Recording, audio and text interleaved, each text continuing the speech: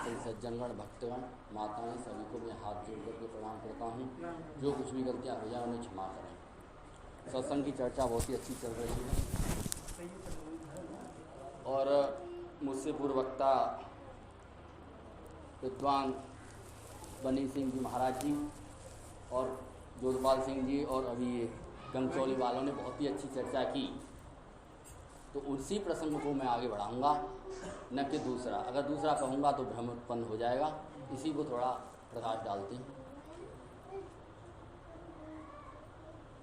हम संसार में दुखी तो बहुत होते हैं और सुखी भी बहुत होते हैं। दुखी होकर के हम रोते भी हैं। कोई नुकसान हो जाए या कोई बच्चा मर जाए या कुछ भी हो जाए तो हम रोते बहुत हैं, लेकिन जागते नहीं हैं, फिर भी नहीं जागते। ज्ञान को प्राप्त नहीं करते कि ये संसार आखिर है क्या। क्योंकि भगवान कृष्ण ने 15वें अध्याय में कहा है कि विचार करने पर ये संसार नहीं है। विचार करने पर इसका अस्तित्व ही नहीं है। संसार एक जगह और कहा है 9वें अध्याय में, संसार दुखालय है, दुखों का घर है। यहाँ पे जो सुख की जो भ्रांति है वो भी एक भ्रांति है, वो है ही नहीं। तो यहाँ मिलेगा। तो उन्होंने कहा था विषय करण सुर जीव समेता सकल एकते एक सचेता। तो इसको समझने के लिए विषय क्या है, यहाँ पे सभी तरह के आदमी, तो उसके लिए सरल रूप से बताना अनिवार्य है। विषय हमारा रूप, जैसे रूप को ले लीजिए, जो मैं आपको देख रहा हूँ तो ये तो रूप हो गया, ये विषय। और इसको देख कौन रहा है? आंख, इंद्रिय के द्वारा इसको देखा जा रहा है। अब इसको ये रूप जब हमारे आंखों के माध्यम से उस अंतःकरण में गया, बुद्धि ने उसको जाना, तो आप कौन हो गए? जब रूप ने अपना कार्य कर दिया, सुर जो जिसके द्वारा रूप दिखाई दे रहा है, सुर माने सूर्य भगवान, वो न होते तो भी रूप न दिखाई देता, और बुद्धि न होती तो भी उसको नहीं जाना जाता कि ये प्रधान जी हैं। तो इनको मैंने कब जाना? बुद्धि से जाना। लेकिन आप कौन हो फिर? तो कहा है अगली चौपाई में, सब कर परम प्रकाशक जोई, राम अनादि अवधिपति सोई। जिसके प्रकाश में सभी प्रकाशित होता है, जिसके प्रकाश में सभी प्रकाशित हो रहा है। ये जगत प्रकाशित उसी के प्रकाश में, उसी चैतन्य के प्रकाश में। वही आत्मा है, वही हम में है। न कि मैं बुद्धि हूं कि मैं मन हूं। क्या हम कभी अपनी आत्मा को मिले? नहीं मिले, आज तक नहीं। क्या हमने अपने उस चिन्मात्र तत्व चैतन्य को जाना? नहीं जाना।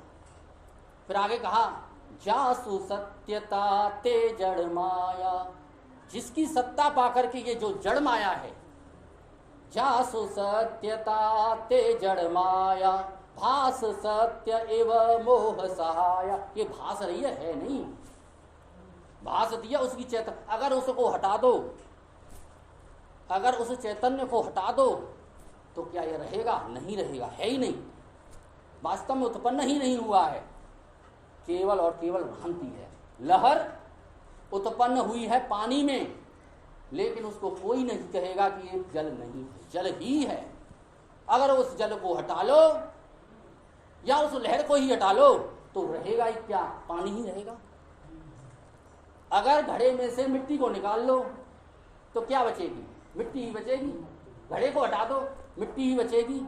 उसी प्रकार से अगर आपने अपने अंतःकरण को हटा दिया, अगर आपने उस मन को हटा दिया, अगर आपने संसार को हटा दिया, तो केवल और केवल एक ही चैतन्य है, आप नहीं हटोगे। ऐसे नहीं, क्यों?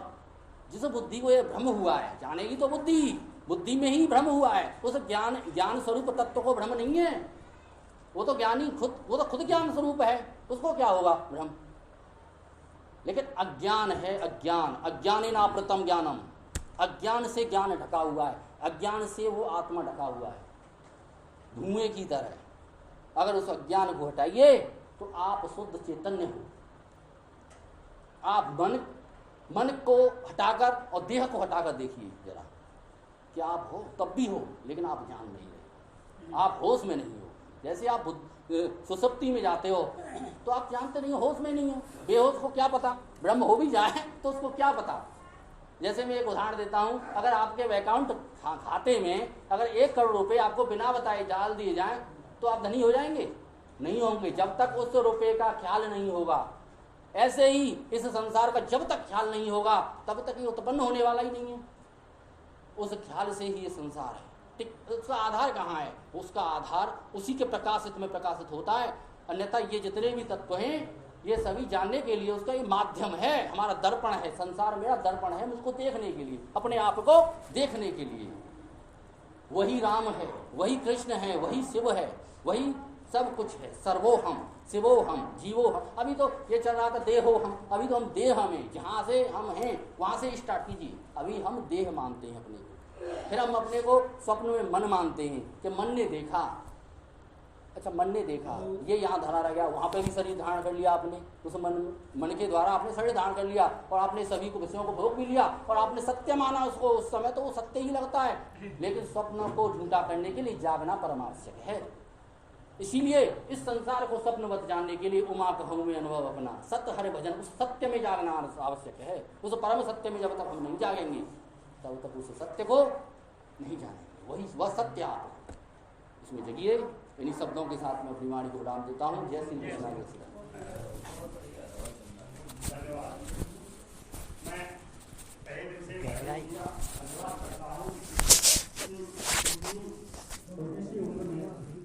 ये उन्होंने अच्छा ज्ञान प्राप्त किया है, पर 2 चीज होती है, अध्याय और अभ्यास।